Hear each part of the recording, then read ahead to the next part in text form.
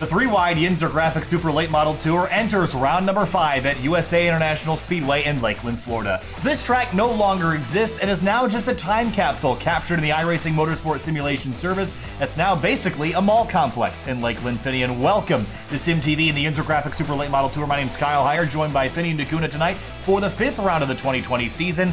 And just like last week, we have a fairly small field, 12 drivers tonight, but that made for some very entertaining racing at Lanier last week in southern Georgia.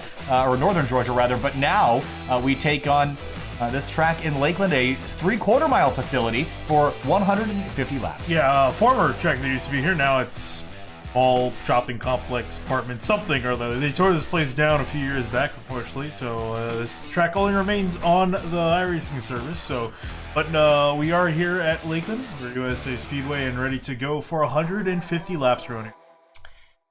So qualifying is underway right now, and I'm not sure how much this is really going to matter for drivers tonight with only 12 drivers in the field, but we did see a lot of upward mobility last week. Drivers from the back were able to get to the front, and drivers that started at the front were able to slide backwards if they didn't have their weren't on their game last week at Lanier. So tonight we're going to take on USA International Speedway, and qualifying right now is led by Marquis Smith, making his 3-wide racing return in his number 10 car, and he sits on pole with a 20.076, and Matt Haggathorn sits in second in the number 84. Yeah, not a whole lot of guys have qualified yet. Only 6 of the 12 guys we have starting this race. You see James Miller, he's starting to roll out onto the track, and he's going to be the only one out there besides Brent Miller putting time. He qualifies in 4th so far. James Miller out on track, was the winner from Watkins Glen a few weeks ago. One of the races last week was upside down on the back straightaway, and I believe the other one he ended up winning after pulling kind of a crazy strategy there towards the end, but he ended up getting it done. We'll see if he can go 2 in a row here this week at USA. Comes on through, and I think this is actually starting a flying lap, so we'll take a look as he heads onto the back straightaway. Front straightaway, rather. Come on through, 20.237.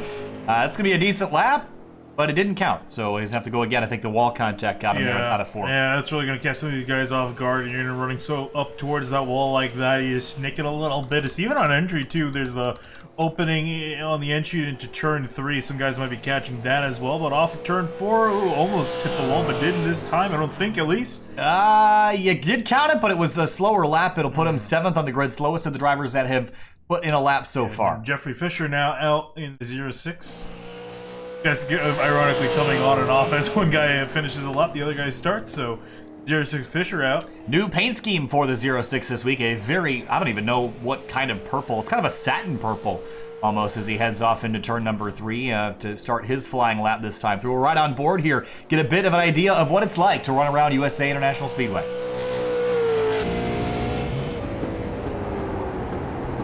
Right against that yellow line in the bottom of the racetrack, you're going to accelerate off right up to the wall on corner exit. Again, this racetrack is old, and it was scanned way a long time ago, 2008, 2009. Back then, it was a pretty decent facility, but it has kind of fallen into disrepair. Pit road especially, it's lacking fresh pavement. It's all bumpy, and this track in general is very rough to drive on. So looks like Jeffrey Fisher will go 6th quickest. He'll drop in line. Race Clark, the only driver that is currently sitting on the racetrack but has not yet recorded a time with 20 seconds left in qualifying. We're going to wait and turn them all loose here for a 150-lap short track racing event on a Sunday night, Finian. Welcome again to SimTV. If you're new to the channel, make sure you subscribe and come back for more. We got lots of racing going on this week. 2 races tomorrow. One with the 3-wide racing league. They'll be headed to their next event, which I don't remember where it is off the top of my head. That would be Las Vegas tomorrow night. We also have Erskine. They'll be heading to Chicago, I believe, tomorrow night as well.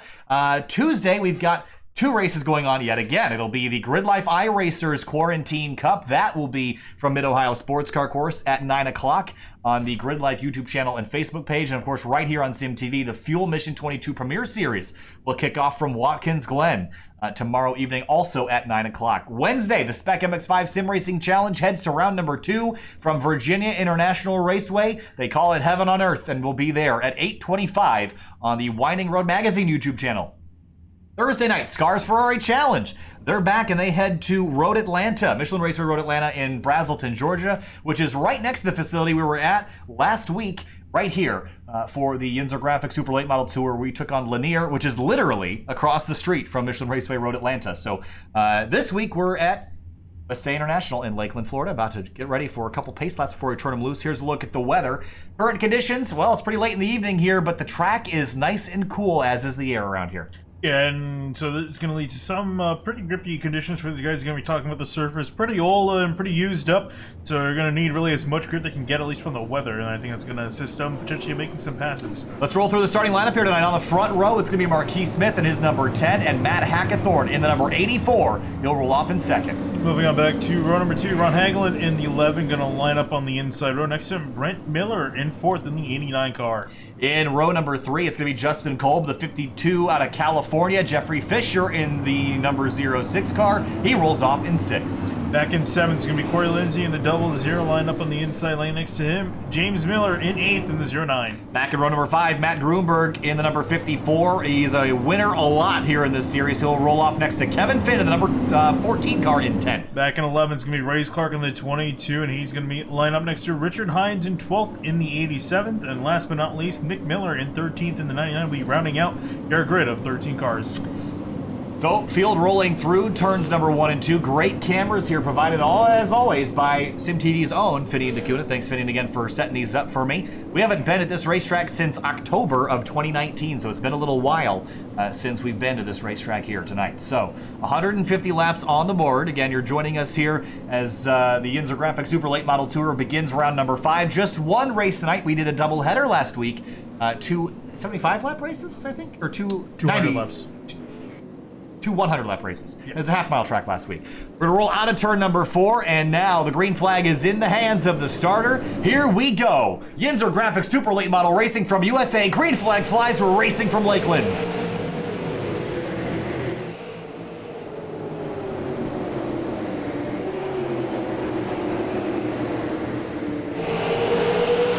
For the lead, Hackathorn on the outside of Marquis Smith in the gold and black number 10. He's going to edge ahead and maybe take the lead out of turn 4. He will, and move Marquis Smith back to second place in the number 10 car as they come through lap number 1 in the background. Look at Jeffrey Fisher covering over Corey Lindsay.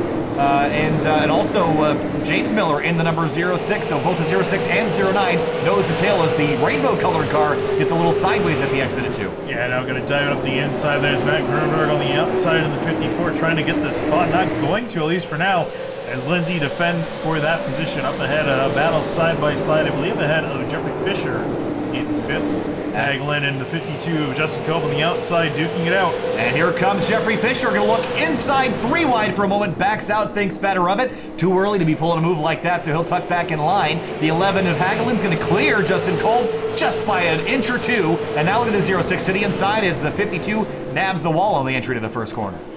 Fisher trying to make it work on that inside lane, maybe door the 52 a little bit off of turn 2. For the lead. Down into turn 3, the 84 Hackathorn chooses the outside lane. Brake rotor's already glowing. Red hot to the bottom of the racetrack. Marquis Smith goes to the top spot, and just like that, his return to 3 wide action is going to be to the lead. See if he can hold it, though. Hackathorn's been pretty solid in these super late models. Whoa, you see Marquis Smith sideways off it, too. Here comes Hackathorn back on the bottom. Short track racing on a Sunday night, side by side for the lead. Here they come out of turn number 4. Hackathorn back to the inside lane. Drag race to the start-finish line. At the line, it was Hackathorn by 14 thousandths of a second, Finian. Yeah, really close margin. Still not clear, too. Marquis Smith almost puts it in the wall trying to get to the outside of the 84. And actually, all this fighting there, you see the 11 of Hagelin caught up in his Coca-Cola machine trying to look for a spot. Running on board, and both the second and third place cars get the fence out of turn 4. And Hackathorn wants the bottom of the racetrack again. He's going to fight over it. And they're going to get hooked together on corner exit. Real dicey as they again drag race down the backstretch. Hagelin has nowhere to go. Here comes Colton to the bottom of the racetrack. Now it's a 5, make it 6 car fight as both Fisher and Miller are now in the battle for the lead. This has closed everyone up. There you can see essentially a 6 car fight for the lead. Everyone is so close together. This is great stuff, and this is why I love short track racing with the super late models. And it looks like Marquis Smith has a slight advantage off into turn 3, and he's going to re-clear Hackathorn only for a moment, though, as the 84 fights back right against that yellow line. essentially a pack race here. USA Smith trying to win on that outside lane, was almost able to drive away last time, but that slip up caused this entire checkup with 6 cars all side by side. Spectacular stuff so far. And we've got more cars joining the group. Brent Miller in the 89 is way back in this battle, and Matt Gruenberg, of course, we're always waiting for him to be a part of this. Marquis Smith breaks away for a moment. Hagethorn and Kolb now fighting for second. Working that outside lane, or at least trying to work that outside to get around Hagethorn. You see, this is where he's really going to gain a lot of time. That great run off the corner. Hagethorn trying to maybe pass on entry, but not able to get clear of that 52. Riding on board with Jeffrey Fisher, who started this race in 6th. He's gained 2 spots, looking for a 3rd on the inside of the Nintendo 52 Camaro, right behind the number 84 Dodge, driven by Hagethorn. See how much they're pushing the rear tires here. Now Fisher looks to the inside. Contact with the 52, and Kolb gets sent way up the racetrack. The short track battle's already forming, and maybe some rivalries as well. Yeah, potentially. I'm sure the 52 of Kolb will remember that. Maybe now, as he tries to have a look up the inside of Fisher, but no lane really make a move. So he's going to have to settle for 4th for now, as we got out single file for being double file for quite a while. He's got the power to the ground, and the 650 horsepower that these cars put into the ground at corner exit will move Jeffrey Fisher into 3rd place. Remember James Miller a few weeks ago at Watkins Glen went out and absolutely dominated that event, and it ran really well last week as well in the race that he wasn't turned up over on his roof. So looking to maybe snag another victory here. In the background you see Brent Miller in the 89, the Mopar scheme. Challenger decals on this car, and right behind him, Maddon Gruenberg, the winner in pretty much everything in 3 Wide Racing League. Here he comes. Started this night in 9th, only gained 1 spot, but he's certainly taking his time. Yeah, you see the 89 and Miller up ahead go very defensive as he was trying to make a move to the inside of Hagel, and they're side by side for 6th. Hagel going to keep the spot. Laps are ticking off really quickly here. This race will be over in 46 minutes if we go green to the end. Not a single caution slowing the progress here so far. I have a feeling we're not going to get too much longer before someone gets a little bit greedy with some track position. Yeah, really, you can see the high space of a caution really right here in frame with the 52, fighting aggressively with the 06 of Fisher. You also got to worry about the 09 and James Miller riding behind. These guys get tangled up as they're racing pretty hard. Out front, Marquis Smith is tangled with nobody other than maybe the checkered flag here in about 135 laps. He is driving away 7/10 of a second up the road from Matt Hagethorn. Jeffrey Fisher now under pressure from the 52 yet again. See the brake rotors glowing in these cars, and they're putting a lot of pressure on these brakes to get these big heavy cars stopped. But that's kind of where those brakes want to be, Finney. They like to be hot, as you see the 52 go on through the 3rd. Great pass over the 06 Fisher. So now Fisher, I'm going to curious to see what his response is going to be. We saw him be a bit physical with 52 of Kolb, if he's going to do that again. That 09 and James Miller right in this group as well, right up to the rear bumper of the 06. Again, the teammates probably going to work together until the very end of this race, so I don't really foresee them getting into it here, but James Miller real close and tight to that bumper on a turn. Yeah, you got really close on exit there, so you never know really what teammates might think they have your back, but sometimes they might send you to the walls. I hope they have your back. I mean, you don't want any drama. In behind, we saw Gruenberg go by the 89 of Miller. He finally cleared him for 7th place. There's your lead. Smith a little bit sideways that at turn 2, maybe burning up the rear tires. Is this a consideration? How long can you make the tires last? And we've already seen drivers struggling with corner exit grip. Do you think that's going to be a problem as we get towards the end of this race? Definitely. I mean, we're already seeing Marquis Smith. This is the second time we've seen him on camera slide off the corners, and who knows how much he's been sliding off the corners when we're not looking at him. A little bit more planted on exit that time through, but again, he's consistently burning the tires, especially the right rear. On exit, you're going to pay the price there. You see the 09 make a move to the inside of Fisher. And Miller trying to get the spot, going to clear him on exit. Yeah, teammates kind of cutting each other a break. They're right behind is Matt Gruenberg, who's gained a spot up to 7th. And now that everyone's kind of strung themselves out a little bit, we're starting to see Gruenberg make his march forward. Now has the Coca-Cola 11 Camaro of Ron Hagelin right in front of him, but Hagelin wants by Jeffrey Fisher as well. Yeah, now Gruenberg going to take the outside lane, going to work around as Hagelin tried to make a move to the inside lane. It didn't work. Oh, that was tight. Yeah, he got pieces a little bit. These cars are generally fairly sturdy, so that shouldn't really affect him too much, but do that a couple more times, you're going to knock the steering out of it. Yeah, you don't want to push it. So trying to make the move didn't work for him. I think really for the passing, you're going to want to do it on the inside, unless the inside lane has a major checkup, as we've seen on a couple occasions. Oh, he's flirting with it right there on the rear bumper of the 11. Now has a look to the inside, some overlap and a dive up into turn 1, but The hole opens again. It's so tempting, but it's not quite wide enough for that car to get wedged in. Yeah, you can use the apron a little bit, but you got to be careful on the angle you're kind of cutting across it. If you catch it the wrong angle, you can send the car around. You see Gruenberg very close to taking it, if not riding on the cusp of that yellow line. James Miller flirting with the wall again at the exit at turn 4, and you're trying to widen that arc as much as you can to carry as much speed as possible. But for a track like this, there's no safer barrier around here. Old concrete walls, as the track was constructed, originally built as a dirt facility. And iRacing actually has that as an option here. You can load this as a dirt configuration, but the walls have been the same since it was constructed, all concrete, and they hurt when you knock into them. So you got to stay off. You see the damage on the right front, the 54. I get a better look when he comes back around the other side of the track, but it's gone beyond just the bumper. It's actually the passenger side door is actually a fairly significant crinkle there. So you're right behind the right front wheel. Not slowing him down at all, though, and you see, whoa, the 11 and 06 side by side. This would be a top 5 spot for him if he could get by both. Yeah, for him it's just a matter of which lane's going to win. Typically the inside lane, but Fisher putting up a fight on that outside. Front 3, actually that's the front 4, all broken away, and now 5th place has lost a couple seconds, and the 54 is going to dive up underneath the 06, push up the racetrack. He'll have the spot. Trying to get to the inside of Hagelin off of turn 2, now going to drag race down into turn 3. Throw it up the inside, which is going to be a little bit aggressive. He's been behind Hagelin for quite a while. He's going to get the spot. Hooks the apron a little bit. Hagelin crosses over, going to try to lunge back up the inside. Not close enough to do anything with it. Back up the front of the field, Hackathorn has been running some quicker laps. Last time through was a couple hundreds quicker, and he's gaining. He's now only half a second back. And actually, the fastest car on the track at the moment is 52 of Cope, right? 20.6. And ran a little bit slower that time through, but it's still pretty quick, and has been catching up to Hackathorn, and all these guys have been closing back in on the 10. So you could see that battle we saw earlier in the race come again. Kind of accordioning back together. Run right now on lap number 29 of 150. So working our way towards the 1/5 mark of this race. And Marquis Smith has led a significant portion of the lap so far. Hackathorn wants to get back by. And Hackathorn started his night in the 2nd spot. He sure as heck doesn't want to finish there.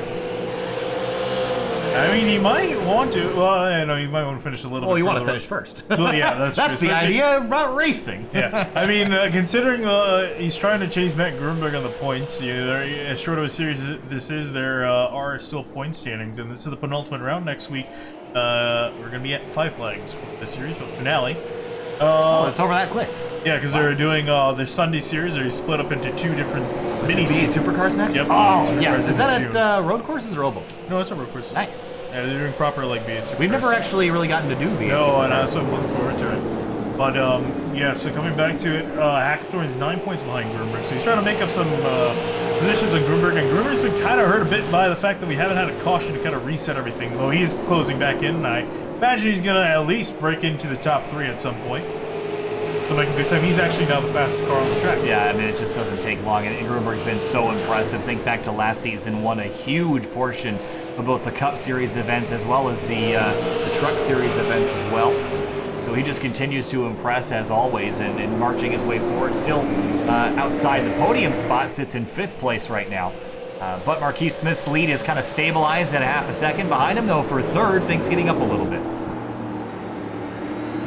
You see the... Well, that's a lot of damage on the You're talking about Gruenberg getting a little comfortable with the wall, but Miller's been getting very comfortable with the wall. You can see the entire fender is gone. You can see the wheel.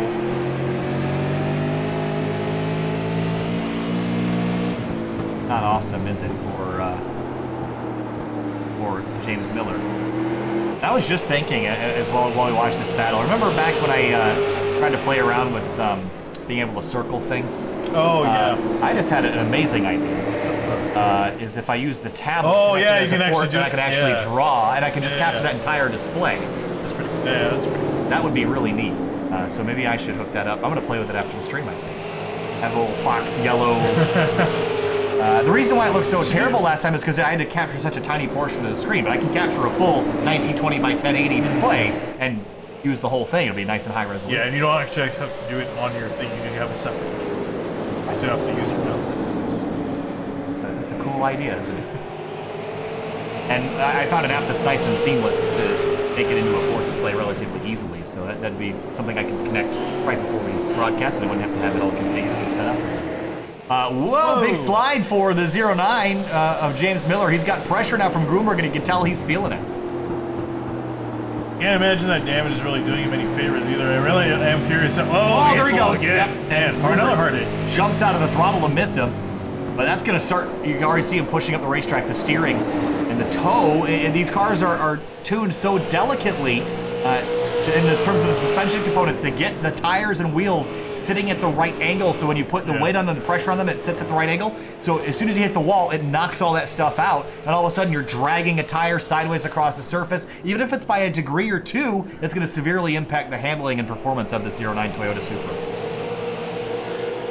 See, even with the damage bar, he was making some decent pace. Was getting up to the back of 52. Go wasn't really able to make the pass, but they were running pretty well in fourth and even keeping up with the 54. But you see him sliding off the corner quite a bit. Yeah, so you have a bunch of different settings, and of course they're all locked because it is a fixed setup series. But you have caster, camber, toe, and as well as there's one more I'm forgetting. Caster, camber, toe. That might be it. Caster, camber, toe. So camber is basically the angle of the tire in relation to the vertical. So so if you're looking at the side of the car, if the bottom of the tire's face is farther out than the top of the tire, that's camber. Yeah, the idiots that you see slam their cars to the ground, how the wheels slanted, they have too much too much of that. Now, toe is basically, if you've ever heard of the term pigeon-toed, where you have your toes pointing in, that's basically what drivers will do to make the car either drive straighter on the straightaway or corner better in the corners, and you can point the front tires in closer or farther away from each other at the front of the car to give it different characteristics heading into the corners. You see them again pound the wall at the exit of 4. You know, I find absolutely hilarious that it's worth talking about toe. Remember when Mercedes developing their DAS system, they never got a chance to use it? Oh, well, that's just karma. And granted, they do get to use the cars for another year, but I'm sure... So was that for toe? Yeah, that was for toe. So it would explain that, because basically in Formula One, Mercedes is known for spending a whole lot of money on very small incremental improvements that make them a whole lot better than everybody else. They developed a system where you pull on the steering wheel and it changes the suspension dynamics in the front of the car, which was absolutely ingenious and skirting by some very delicately written rules. They did a good job with that, but never got a chance to use it this year. Yeah, no, they'll get a chance to use it for the rest of this year when the season eventually gets started. If not, definitely for next year. Well, again, the regulations for the next gen car have been pushed back a year because of the whole situation. Although by that time, I'm sure Ferrari's going to probably be working on something. I think they were thinking of not bothering because due to the regulation changing in a year, but now they got a little bit more time to work with that. But yeah, it was some crazy, stuff. I'm Googling what caster is because I can't remember off the top of my head. So caster is essentially the suspension? Yeah, caster is a lot harder to explain, so I'm not going to bother because nobody really cares what caster does. It's important. It is important. I don't care, and I can't. It's too complicated to explain. But let me just tell you, if James Miller had any caster, it's now not right anymore after smacking into the wall. So lap 47 underway right now, closing in the 1/3 mark of this race. Marquis Smith continues to lead. Hackathorn, Kolb, Gruenberg now to 4th. Now trying to eye up a move on the 52, Justin Coe. Hackathorn a little bit out of line as well. I'm curious how his tires are handling at the moment. We're still ticking off some of the better laps on track. Was quicker than 3 of the 4 drivers in front of him. Or actually make that 2 of the 3 drivers in front of him. Big slide for the 52. And something he definitely doesn't need with the 54. Gruenberg ran behind. He ran a little bit up the hill in 3, and Gruenberg was able to make up a lot of time. Things have kind of stabilized right now as we got the top 5 kind of all running how they were, but deeper in the field, Kevin Finn not having much of a night to talk about tonight. No, and even 2 for that Tesla machine. And that sounds silly to say, but... The 22, Race Clark. Looks really good on that. Does look really good on that. But, let me tell you, this is the loudest Tesla I've ever heard.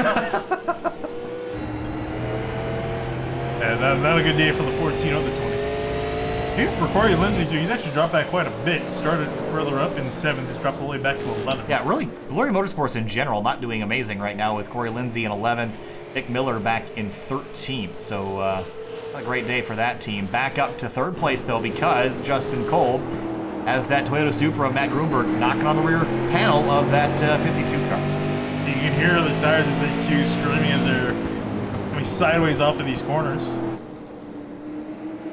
trying to get back on the gas. Everyone's just kind of in a stalemate right now. It looks like we've kind of gotten into the race deep enough where the track isn't changing anymore other than the rubber that you see added the blackened pavement where the rubber is being laid down from the tires. Well, one of the first short track races you see you go green all the way. That's a pretty rare sight. Well, 13 cars is a fairly small field, but they've been, especially those first 20 or so laps, that was extremely entertaining. Yeah, I was going to say, but it's amazing because I've been in 13-car races and we've had like 10 cautions in like 50 laps. So it really, even with the relatively small field, still impressive. Must have talent. These guys certainly do. Colt now putting pressure on Hackathorn, and they have slowly started to reel in Marquis Smith again, but it's still 4/10 of a second. Hackathorn definitely feeling the pressure, went really wide in 3, missed the entry. Oh, you see the 09 pound the wall again in turn 4, really struggling at that end of the racetrack. Well, for a second, about to get really entertaining. Here comes Gruenberg with a look and a lunge down into 3. Quiet alongside Coach, still going to defend this spot. I was thinking, someone just asked about the pit window here. And to be honest, I don't know. What I'm going to tell you, though, is that I'm just having my brain is just on overclock right now. As we see a pass for second attempt down into turn 3. I just realized that you could do this in an Excel document. As you see, James Miller's around. This is on the back straightaway, and our first caution of the night is out. And I will explain what I was talking about in just a second, because I have a great idea that will help us not have that problem anymore. So excited. Here's James Miller, who's not excited. Got loose out of turn 2, caught in the wall, and kind of tank slapped and got help from Ron Hagelin. Around he went. So, well, our pit window question has been answered. Everyone's probably going to come on down and take tires now, I would imagine. Hard hit there. So, what was I thinking, Finn? I'm just kind of talking out loud right now because I've got a little bit of time to mention this, but you take an Excel document, and you have to do this for each car. But basically get a general idea of at full throttle what the car can run for a mile, right? And or how long, what its general MPG is, and then you can have a table with basically the percentage of fuel and the length of the racetrack, and then you could extrapolate that out and get a fuel calculation for how long they can go at each length of track, which is a really interesting idea. Yeah, I was gonna do you one better on that. I was also thinking, but I was thinking of just because you know how crew chief has the fuel estimation. Those are pretty accurate. I go by those numbers when I race. So you race off the pit road. And Gruenberg's going to take the lead, and it's because, well, honestly, everyone stops at about the same time. You just got a better run in and out. Smith's in there for quite a while. He probably should have came off the leader. Yeah, and he didn't. Or as the leader. Had a 34-second stop. Gruenberg.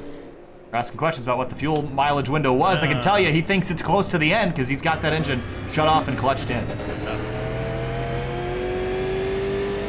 I think he took less gas trying to get out. I mean, you're looking at everyone else's stops. He was quicker by a few seconds to the point where he definitely cut off some fuel just to get himself out there a little bit more. So, I mean, he takes some strategy.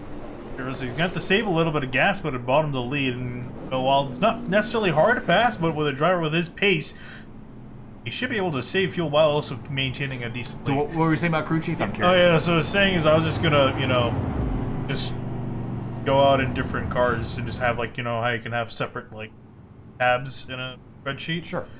And then so for each car at majority of the tracks they run at, just I guess whatever number it tells me is run 5 laps, get a decent estimation for the amount of fuel, and then have because different cars run different, so different series run different fuel allowances. Yeah, right. So at 90% of a tank, yeah, they can run X laps. laps. I think we're saying the same thing just in different ways. I do think though that you just have to get a general MPG number for the car. I don't think you even need to do it per track, because then you could use the track length and figure out from there. You can do this all in a table, so you could have a 1.5 mile track. You can go X amount on fuel or what have you. So I'm gonna play around with a lot of stuff after this stream, but we got work to do. Lap number 60, restart. Matt Gruenberg has the lead from USA International Speedway, and the Graphics Super Late Model Tour is back underway.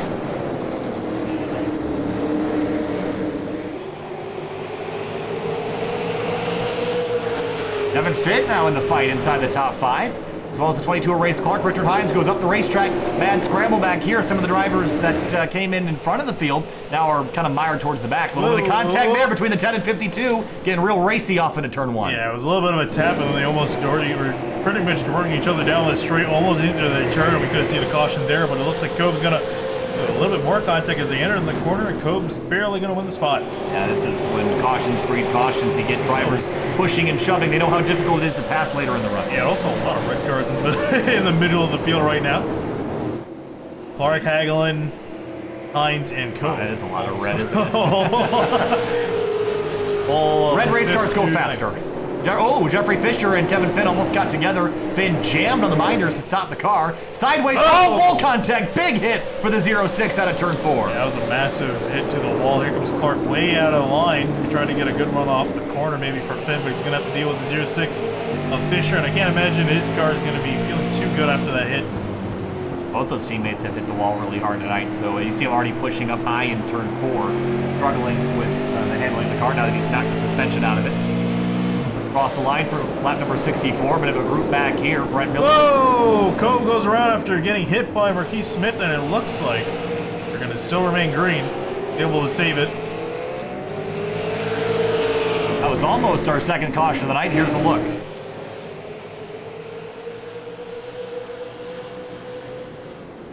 Marquis just drove in there, saw the hole, went for it, and it just kind of closed. Just short track racing incident right there. You go in there, you think there's a hole, and it closes very quickly, but no one really, I mean, they just lost a couple spots, but they're still good, so no harm, no foul there. For Matt Gruenberg, he leads this race by over a second over Matt Hackathorn. Then Kevin Finn third, Fisher, Clark, and Hagelin the rest of your top 6.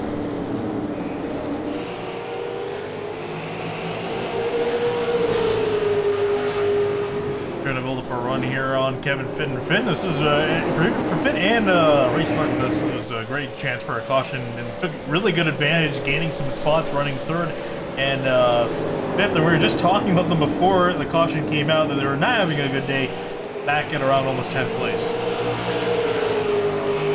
Matt Hackathorn actually ran 2/10 quicker than Gruenberg last time by. Yeah, but remember, Gruenberg was saving under caution. I imagine he might be dialing it back just a little bit because again, in his case, you don't need that big of a lead, just a sizable one to the point where the guy behind you is not going to make a move. So I imagine he's probably saving gas because we've seen consistently in the last run that he's the fastest car on the track and actually picked it back up again. Someone, I think Matt Hackathorn's crew members, took a stop by the Watkins Glen paint booth because that entire car is covered in light blue paint. It's on the inside at least as he continues to try to run down Matt Gruenberg. A little bit tight for 4th place. Jeffrey Fisher, the stricken right front fender, is now holding off Clark in the Tesla number 22 and the number 11 Chevrolet Camaro. Oh, the manufacturer diversity tonight. How about a Ford Fusion, a Toyota Supra, a Tesla Model S, and a Chevy Camaro? There's a Dodge in the background too. By Brent Miller in the 89. Comes Clark looking up the inside of Fisher. Fisher looks like he's not going to put up much of a fight. The 22 Clark's going to go on by. Hagelin also trying to squeeze his way on by. It's so tempting to try to make the run up the outside lane, but I think Jeffrey Fisher knew that was going to be a futile attempt at regaining that spot, so he drops into line in 5th place for now. Hagelin, though, not willing to give up his attempt at a pass on the 06 and still close in behind. 5 laps away from halfway, make it 4 laps to halfway here at USA International Speedway in Lakeland, Florida for the IMSA Graphic Super Late Model Tour. You're watching Sim TV, Finney, and we've seen some great racing so far, but also long green flag runs. Now the question becomes, is Matt Gruenberg the only favorite in this field, or are we still kind of subject to Matt Hackathorn or even the 10-car Marquis Smith getting back up in the front if we see a caution? Yeah, I was going to say, he needs a caution to get back up there first and foremost. If he can, I can definitely see him competing with for Gruenberg. I do feel like he's a bit better on the short run. We started to see him fall off towards the later part of the last green flag run we had before the caution came out. So I think that's the only good bit of concern, and for Hackathorn, I would say he's probably the only other driver to consider as a shot against 54 of Gruenberg, and he's still running pretty solidly, second half behind, and actually 3 seconds up on 3rd place Kevin Finn. But yeah, that gap's starting to grow between Hackathorn and Gruenberg, though. Marquis really hanging it out there at the exit of turn 2. Meanwhile, for 5th spot. Fisher in that kind of satin purple car still has Ron Hagel, and the Coca-Cola car going to have nightmares with this thing in the mirror. Nightmares of Coca-Cola. Can you feel it? Can you feel it? Taste the Coca-Cola. There comes Coca-Cola to the inside. All right. Someone's going to clip that and use that against me at some point. Side by side for 5th spot. Hagelin had it for a moment, but has to back out. He'll try again down at 1 and 2. Coca-Cola goes around.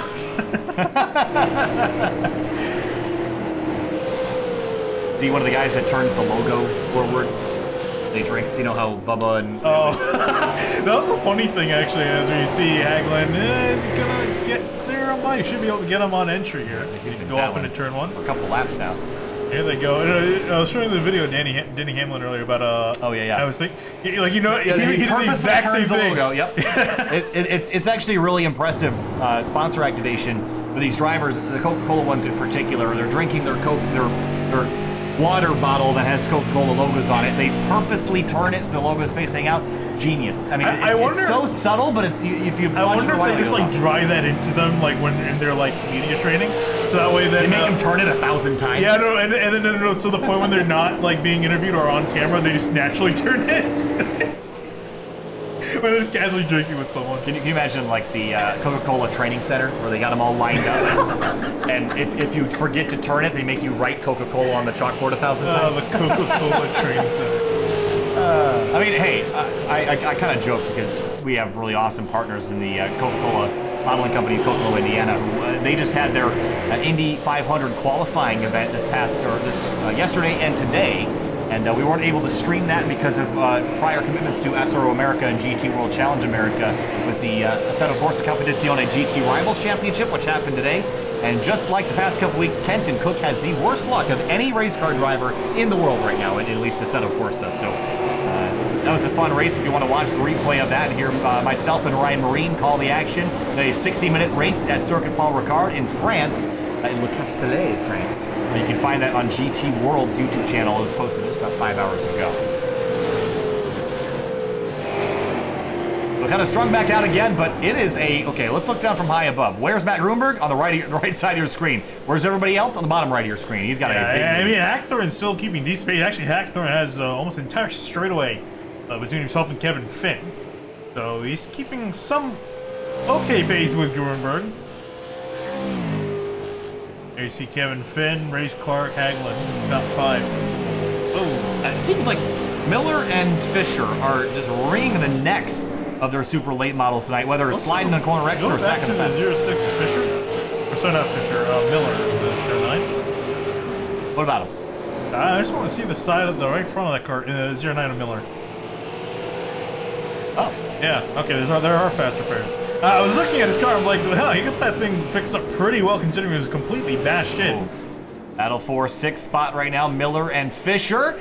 A little dicey at the exit of turn 2, gonna drag race down the back stretch into 3. Deep dive for the 89 of Miller. I have to laugh. I'm not picking on you, but the whole deep dive thing.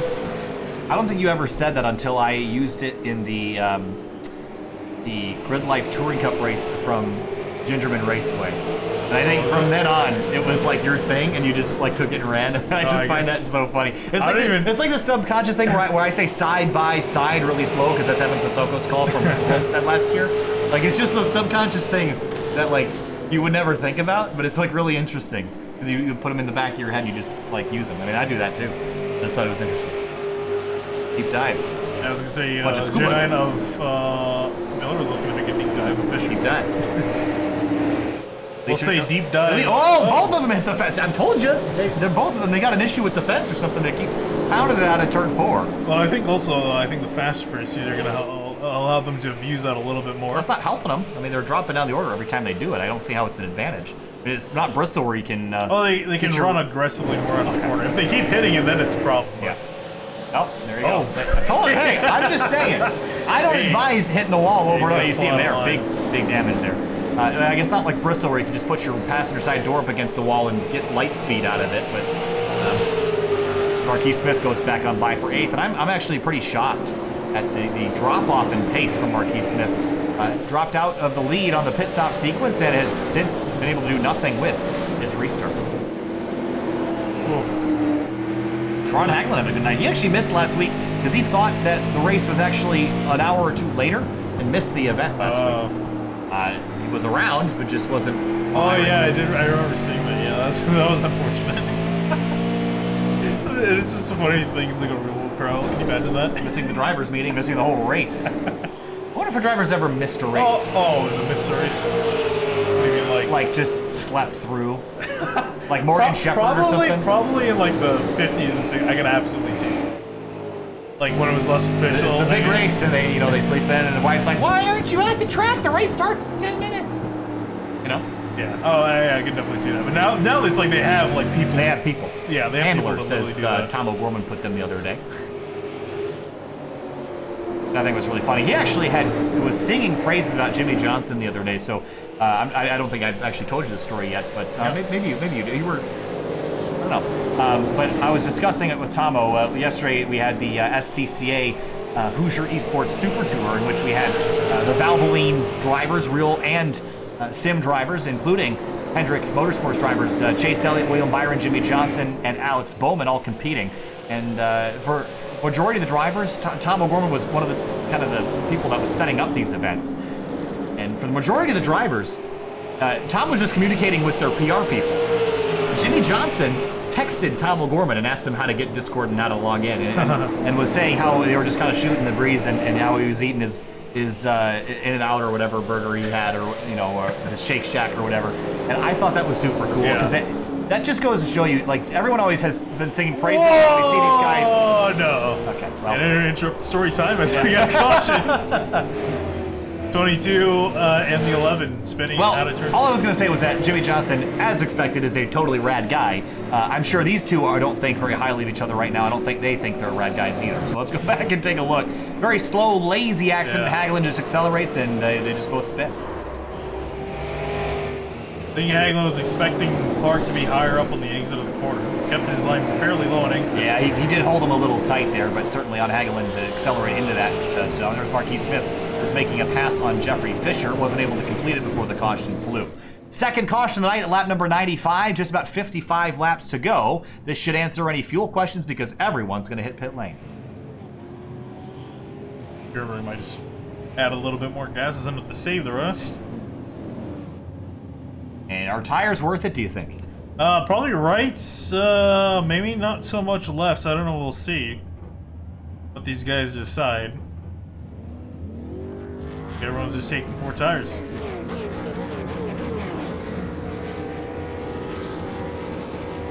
Now Gruenberg is off, and Kevin Finn will follow. Does anyone try anything different? Doesn't look like it. Marquis Smith is what I'm worried about. He needs the track position to run up there in the front. Come out towards the rear again, I have a fear, as he comes out in 8th spot. Got a lot of work left to do for the number 10 car. We're going to take a short break. We'll be back with you for the restart here in just a moment.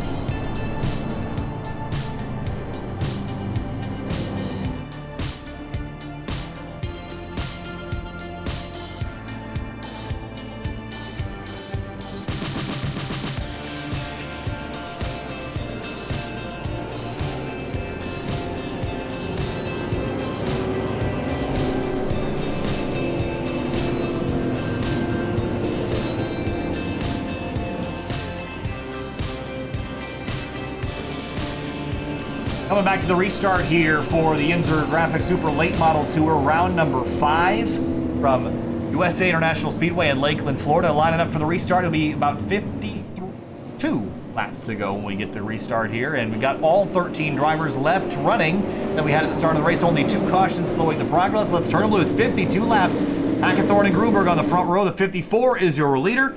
And green flag back in the air from Lakeland.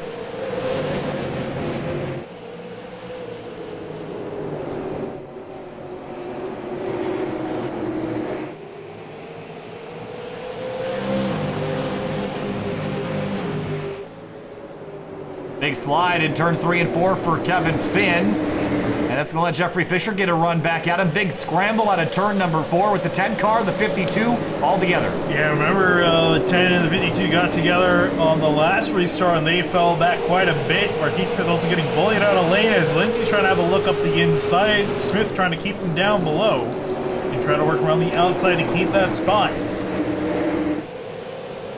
Looks like he will with a great run off the corner in turn 4. He's going to defend that position now. Keep himself a 7. Here we see the 0-9 of Miller now work around the outside. Well, that was really tight. Miller got pushed up out the groove a little bit. Here comes Nick Miller. We haven't really seen him a lot yet tonight. And fittingly, he's got the Hooters sponsorship on that car. If we look up at the starter stand, well, we can't quite see it from this angle, but there is Hooters sponsorship on the flag stand there. So matching the racetrack is Nick Miller tonight. Where's the phone number for that? As we had it...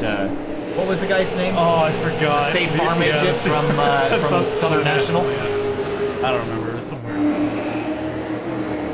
Battle for 4th place. Brent Miller having a really solid night tonight in the number 89. He started in 4th, but drifted back a little bit in the early runs. Here he is, back where he belongs, up inside the top 5. Oh, he's got the 52 of Cope and the 06 Fisher all over it behind. Yeah, Fisher been smacking into the wall all night long. It doesn't look like he has any desire or will to undo that as they work now towards under 50 laps to go. Crossover and a dive up the inside on Justin Kolb. That hole closed. Marquis Smith still rides contact there. Kind of a bumper car situation there. Look at the metallic flake on this number 10 car. Yeah, it's really awesome. It really looks nice under the lights. Looks like beer. I don't drink. I don't know what beer looks like. I see it in commercials. It's the devil's liquid as we roll through. Onto the back straightaway this time through. Maddon Gruenberg still leads by 0.4 of a second. 45 laps to go this time through. Hackthorn actually maintaining a decent gap, kind of similar to what we saw in the last run with Gruenberg and Hackthorn both breaking away from the rest of the field, with Kevin Finn leading everyone else. Actually now in a tight battle between himself and Miller as he's trying to take over that 3rd spot. Good run for the 89 at the exit at 2. Unable to get up alongside the 14 of Kevin Finn. Finn ran really well in the season opener at Bristol Motor Speedway and trying to kind of recover a top 5 finish here as well.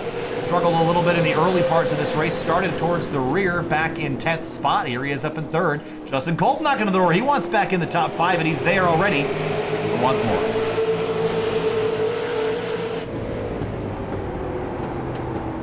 You see him trying to set up a great run off in turn 4 onto the front straightaway.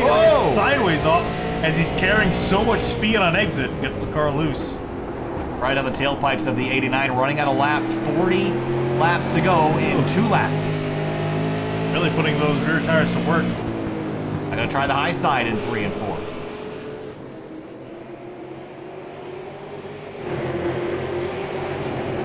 A very tight group of cars from 3rd back to 6th place. Actually make that 8th place James Miller. And now Marquis Smith between the 06 and 09. Both of them flirting with the wall right up in front of him though. Kevin Finn's hanging on quite well side by side behind him. That almost was an accident. Marquis Smith not on the same level of pace that we saw him in the first half of this race. Ever since he's fallen back in traffic, has not really been able to gain a whole lot of positions. I kind of cramped my hand. My hand has been in the same position all day long. Holding around a new mouse as well, getting used to it. Got some new Razor peripherals. Finian converted me to the dark side as we got the 10 car loose out of turn 4 up underneath the 09. That's a tight line to hold. That was really weird. Oh, and they're going to door each other on exit, and somehow Miller doesn't hit the wall. That was dicey. Here's a look at that again. Oh, Miller backed out just in time to avoid Hank slapping the wall, and he wants back by the number 10.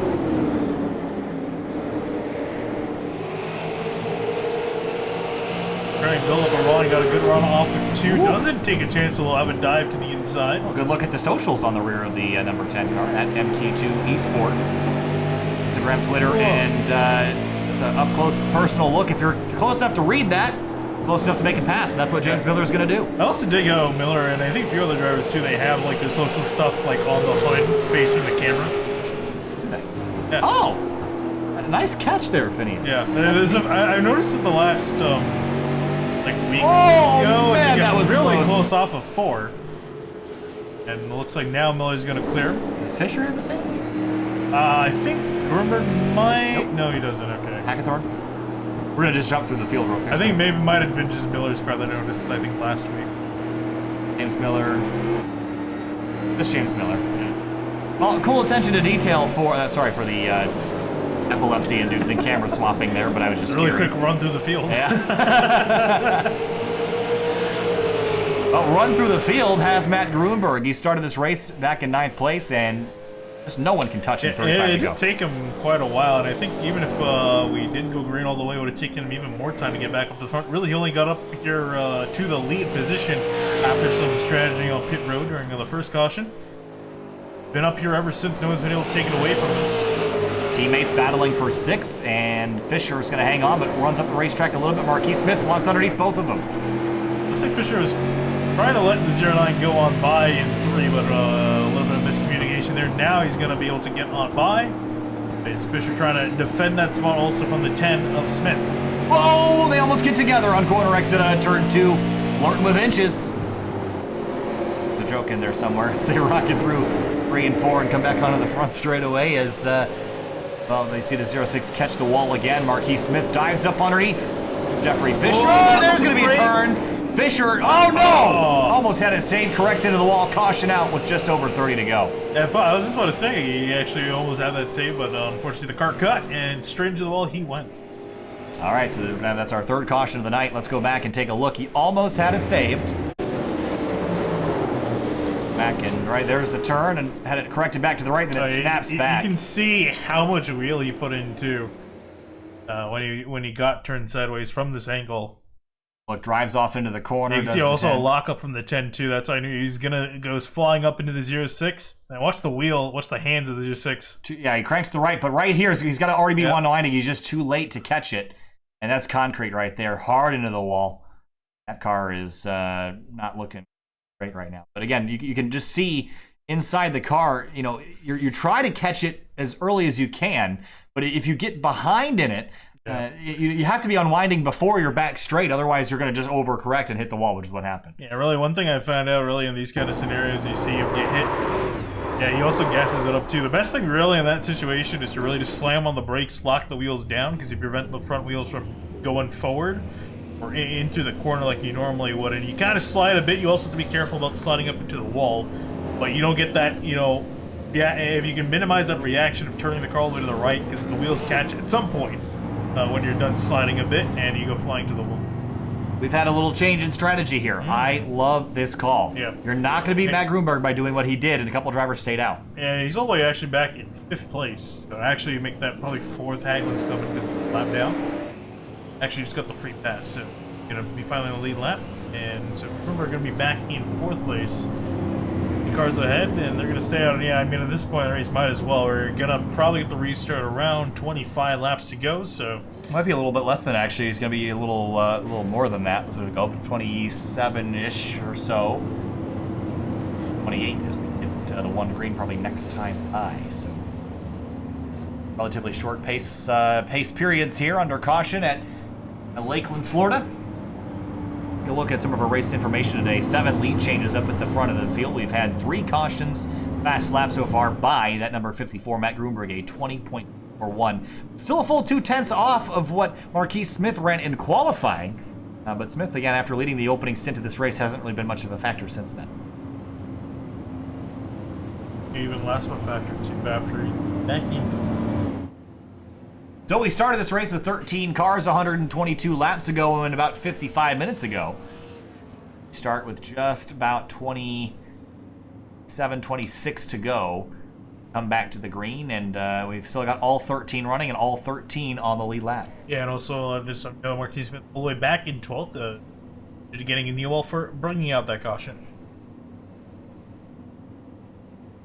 high above. And this is one of the cool things about iRacing that I really like, is the ability to kind of memorialize tracks that are long gone. And same thing with North Wilkesboro. As I know that track is sort of coming back in some ways, but there's a lot of tracks that are unable to be saved from their fate.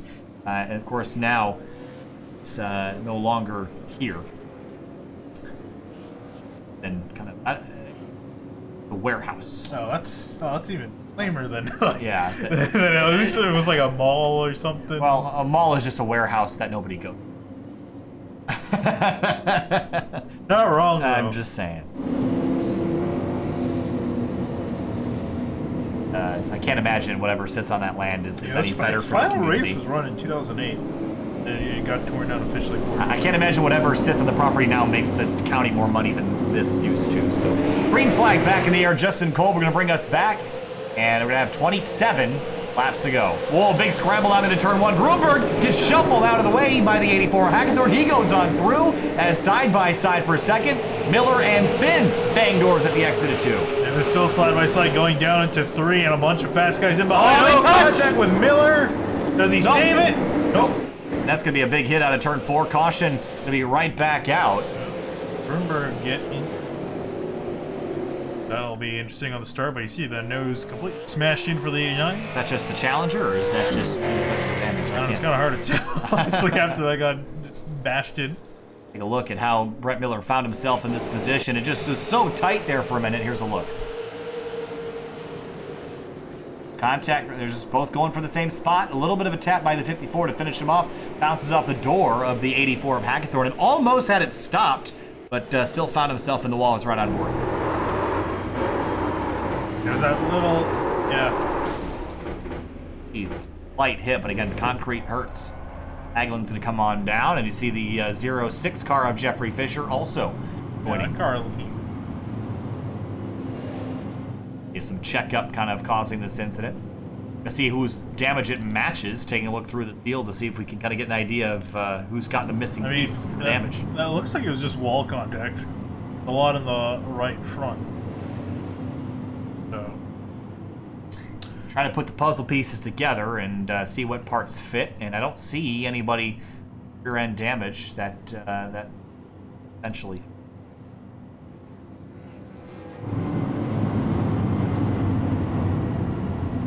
So now we're gonna have under 25 laps to go, closer to 20 as we come to the restart here for our 4th caution flag period coming to an end. And if you're just joining us here on Sim TV, make sure you watch tomorrow night. Got 2 separate races going on. The ERSCA series will be heading to Chicagoland. They've done a really good job getting some drivers hyped up. They've been on Twitter kind of recruiting pro drivers all weekend, and JJ Yaley, another semi-confirmed entry to their all-star race at Myrtle Beach in May, as well as Jeremy Mayfield, also a potential entry as well, confirmed via Twitter that he's interested at the very least. So a couple NASCAR drivers going to be joining the field in Erska. We also have 3-Wide Racing League tomorrow from Las Vegas Motor Speedway, so another 1.5-mile racetrack like we saw last week in Texas. Go Nationals Racing tomorrow at 9:40. Yeah, those guys are really putting on a solid show, just being able to pass. Yeah, it was a little tricky at Texas last week, but that's the track's fault. Yeah, I was gonna say, yeah, that was purely the track's fault. Yeah, and I don't think what's his name is going to be thrilled with SimT. I don't know, Texas, honestly. What's the guy's name? Really what's care. the guy's name? What's his name? It's going to bother me. Please look it up. Eddie Gossage. Eddie Gossage. That's the promoter guy. All right, coming to the restart.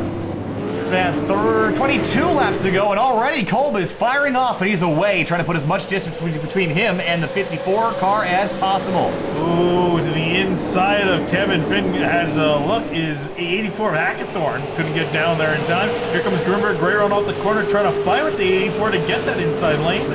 He might not even need it. He can go around the outside on fresher tires. Not sure how much they're going to matter. Look at the 09 Miller. Get a big run. Contact between the third place cars as they head into turn 1. A shell entry for the 84 Hackathorn. It's going to be hard for him to maintain speed on the exit of the corner. As I say, he has to there check he goes. This extra rip from those Newer tires as the 84 drives up underneath him. Is there going to be contact? Not quite. Kolb trying to run away. 20 laps to go from USA. 3 wide behind him. Marquis Smith on the bottom. He's going to get together with Hagelin if they don't sort this out. Ooh, more contact, and Corey Lindsay goes sailing up the course. He gets short end of the stick. Whoa! Spinning off of turn 2. Whoa! Corey Lindsay into it. Caution note yet again. Straight cautions now. Cautions breed cautions. Need to get a room, I think. Get onto the back straight. I'm just a lot of bad jokes. That was Race Clark in the 22 catching the 09 of Miller. Oh, man. Corey Lindsay almost did a Ken Block drift through the obstacles, but was there contact here? Maybe Brent Miller shot the gap. Yeah. Contact right there. Well, actually, a little bit of a blessing in disguise because he would have hit that wall nose first had he not caught the side of the spun cars. Actually hit the wall with the side of the car, which I'd much rather hit the nose. And then he hit it after he got back rolling, so that didn't do him any good. Yeah, well, it doesn't really matter for these guys with the faster pairs on. Not sure, and I'm pretty sure that's not supposed to be the case. Just happened to me. Which I can't say much. I had the faster pairs on for my series too. You do? Well, by accident. Oh. I think it was on for Coda, which I wasn't aware about at all. It definitely was on for the first. How do you I mean, you can't really crash at Coda. Well, yeah. Well, again, it's like, you know, if you're gonna need to use the faster pairs, you're pretty much out of contention for a solid finish. Yeah, but I think this is a sprint race. I'd just be amazed. I mean, honestly, if you're dumb enough to hit a wall at Coda, oh yeah, you deserve the handicap. I think. I mean, that's or the unhand whatever you call it, the nanny. Yeah, and it was funny because Riley Thompson, he PM'd me in the middle of the Motorsport races, and he was like, "You know, fast pairs are on." I'm like, "Oh yeah," because I basically copied the practice session over, and I forgot to turn that Can we run that little oval in the middle? You mean like on the backstretch? From the that? I mean probably. I don't see why we can't. This iRacing won't let you. Dang it. Well, so this is an actual like. That would be a. At the very largest, it's a quarter mile. It is probably more like an eighth mile. Yeah. Facility. Not a lot of information on it. Or it's just access roads. I don't know. It's a access road in the shape of a. Oh, actually, no. You probably. I see racetracks wherever I go. I used to love drawing chalk on the driveway with those little scooters, you know, that you have as kids. Oh yeah. And the reason why I love those things is because the brakes are just that friction metal thing, and they're so terrible to stop that it feels like your scooter has weight to it, so it feels like a race car. And I flattened so many wheels because I just slam on the thing and just skid the heck out of it. I love scooters, but man, just thinking about it, I can already feel like my ankles, like when your ankles bleeding is part of the process. I used to race those things. We used to knock each other. Joel and I used to knock each other off. It was such a blast. Aggressive racing. So we used to spend hours just drawing different racetracks on the. We had like curbing, which is just lines in the pavement. Basically, it was just Paul Ricard. Green flag back in the air. 15 laps to go, and again, Kolb gets a great run off, but now Gruenberg is one he's going to have to hold off for the win. I'm not sure he can do that. I'm very surprised he took the inside lane on that start. Me too. Gruenberg with that inside lane, starting right behind the leader, is going to be able to take second place. We see Hackler trying to get that back close. There's the 52, right ahead of the 54. Getting jammed up in the background again, but for the lead, Gruenberg is there. Oh, look at the run he got off the corner.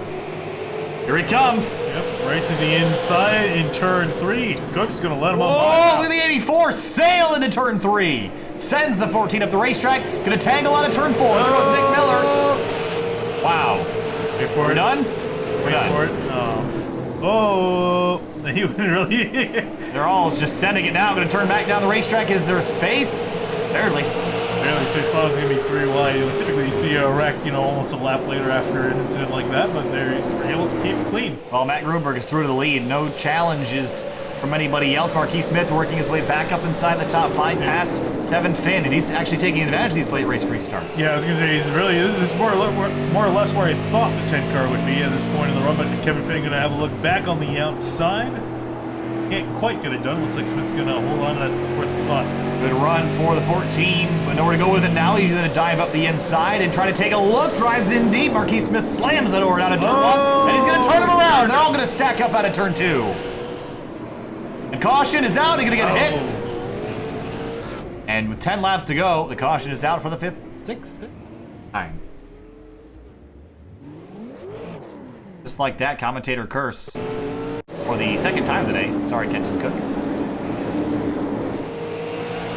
Stacks up, more for him to go. And you see the 87 highs try to get stopped, but brakes on these cars not known for being super effective.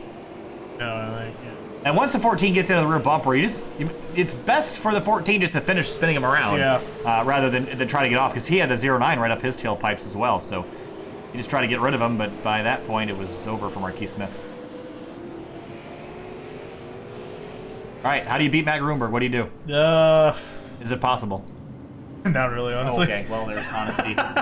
State Farm. What? Honesty is your policy? Oh, is it? Oh, okay. Is that?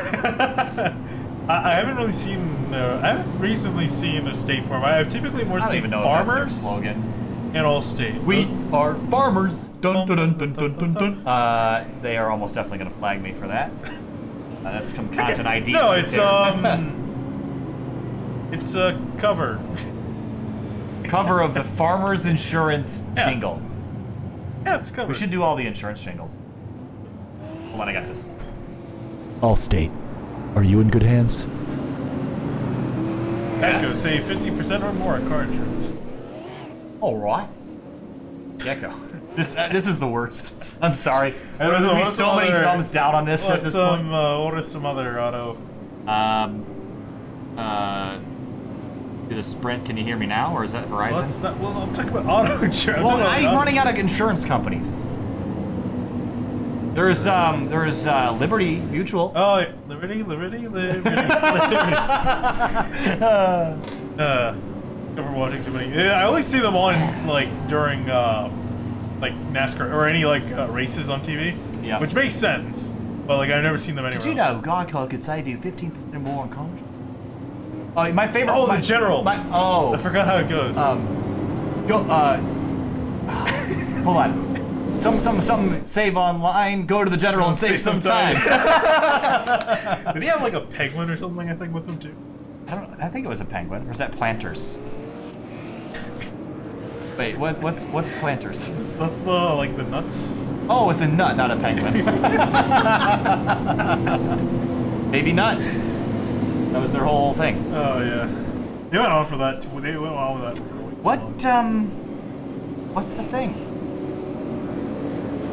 Oh, my favorite Geico commercials were the ones with did you know you can save 50% more in car insurance? Did you know that auctioneers make really bad cashiers? And it was like $5, $5.81, $5.82, $5.82, man in the back, $5.83, $5.84, $5.85, $5.85, $5.86, $5.86. So I have a $5.86. Sold to the man in the black cat. He's like, what the heck? Great flag back in the air. 6 laps to go from USA International. Back on topic and racing again from Lakeland. Yeah, great run off the corner for the 09 of James Miller. Rockets from the outside of 52 of Coe. Not quite yet. Had a great entry to 1, not so much off of 2. 52 is still there. Oh, that's going to get dicey down into 3. Going to get tapped from the 84. Hackathorn going to stack the field up behind him. 5 to go from Lakeland. And Hackathorn himself looked like he was going to spin out after he cut the apron on 4. Actually, single file out. Surprisingly quick. They really got themselves singled out. Here's Marquis Smith having a look at Race Clark for 8th. Big dive up the inside. Contact, he turns him. That'll be a caution. There it is.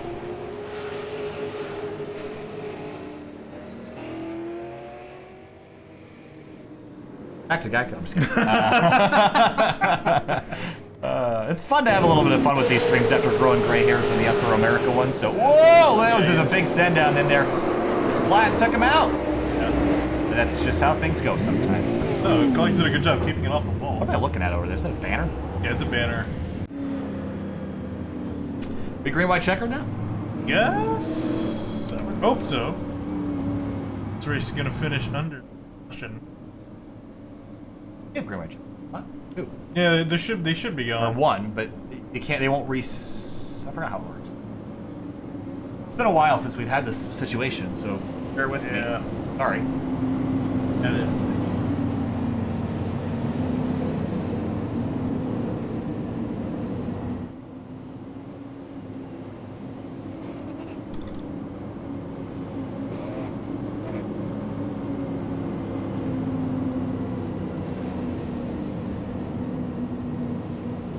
For a great low rate you can get online, go to the general and save some time. Okay. That makes sense.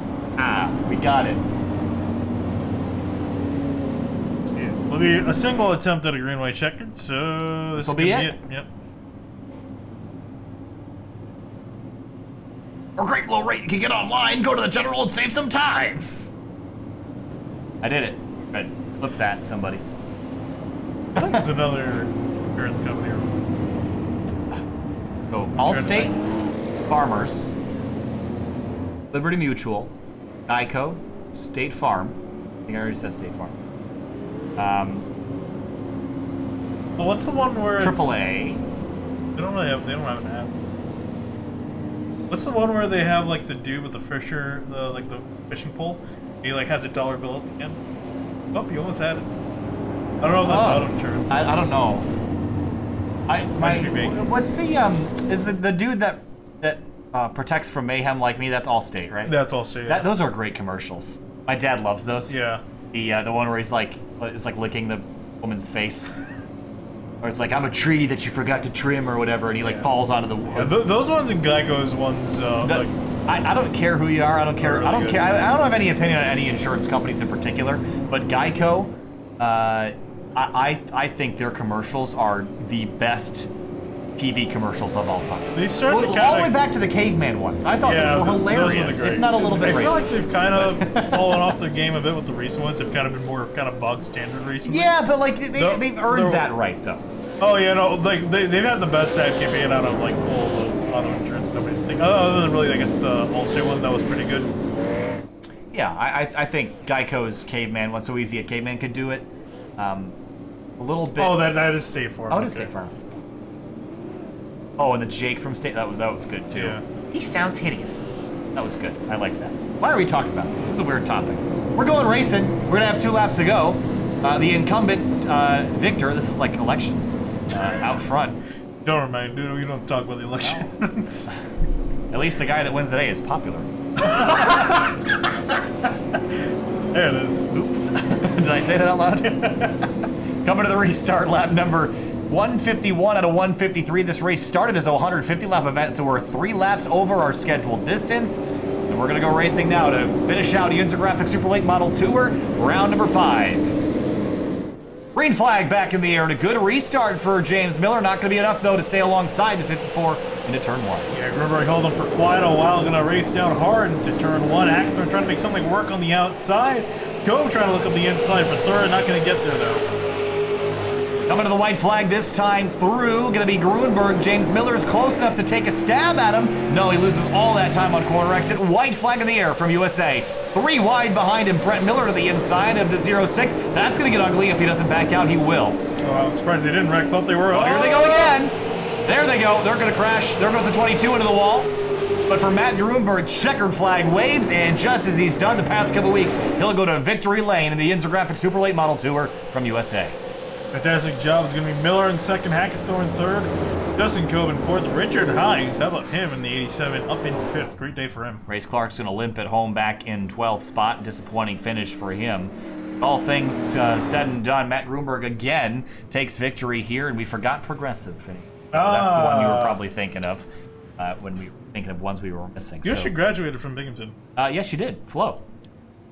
Binghamton graduate. So as we head back to see race winner Matt Gruenberg, gonna burn it down here on the front straightaway as he's done so many times before. No surprises here. And he's just gotten so good at this.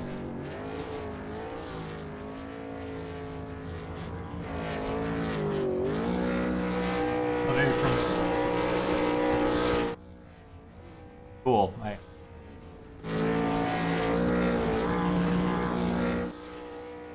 Killing it.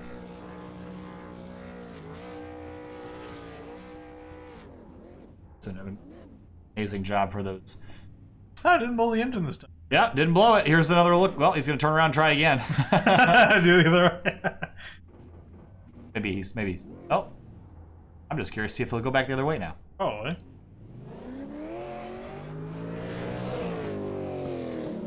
Oh, he's gonna park it. There. Good man. All right. Here's a look one last time at your race results before we jump to the break real quick to grab your Top 3, you're going to talk to Gruenberg, Miller, and Hackathorn once we get a hold on them here, and we'll bring them up here in a moment.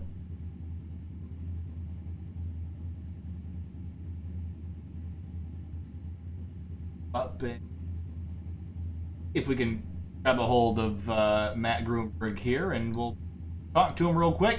Hey, Matt Gruenberg, you got a copy? Yeah. Well, we talked to you quite a bit, so I'm not sure there's a whole lot to add here other than congratulations on another victory. Your race tonight, though, a little bit of strategy played by some of the other drivers. Walk us through those restarts and trying to get back by with about 20 laps to go.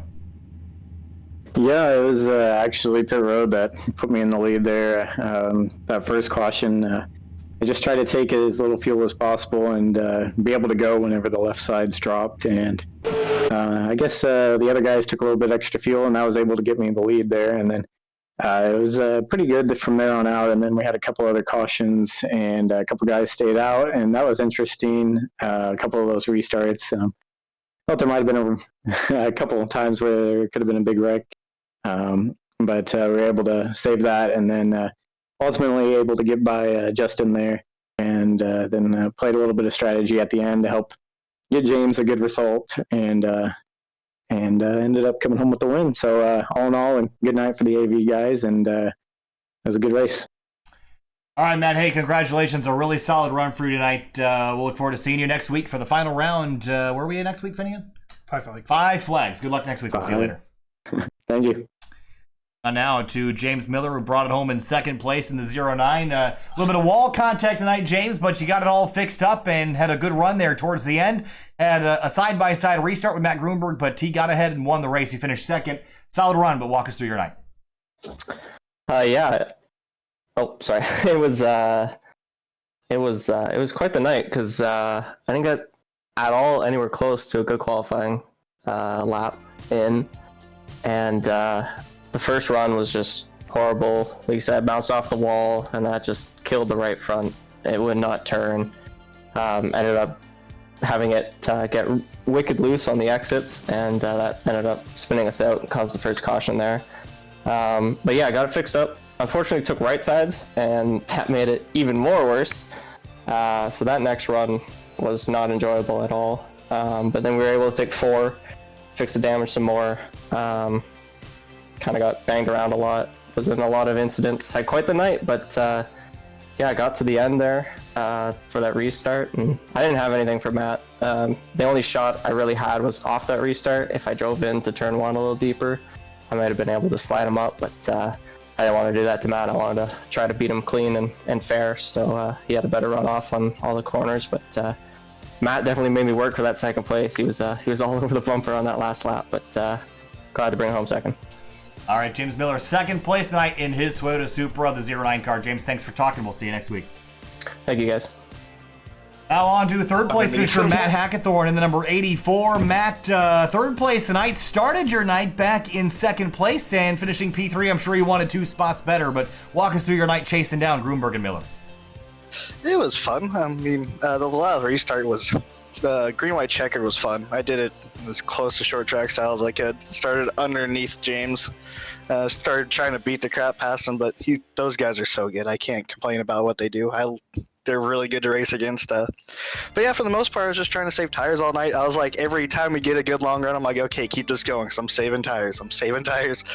And here comes a caution out of nowhere. But all in all, I had a good night. I enjoyed it. Car was pretty clean. I actually, even though I beat the heck out of his bumper, I still think I came out of there with a 0x. So I'll take it. On to one of my much better track is 5 Flags, because I have no idea how these guys are so fast here. But just looking forward to the next week. Hopefully I can actually race Matt and beat the crap out of him instead of James. All right, well, hey, Matt, congratulations on a solid top 5 run. Third place for the 84. We'll see you next week at 5 Flags. See you guys. The interviews tonight here. If anyone, let's roll down through our results. Again, we'll be live with you again tomorrow night at 9:40 p.m. with the same group of drivers with a few more added on to the tail. We'll be heading to Las Vegas, Nevada for our next round of the Nationals Tour. And also the ERSC will be heading to Chicago Tuesday. Grid Life iRacers MX5 Quarantine Cup from Mid-Ohio Sports Car Course, as well as the Fuel Premier Series from Watkins Glen, New York. Thanks for watching and have a wonderful night.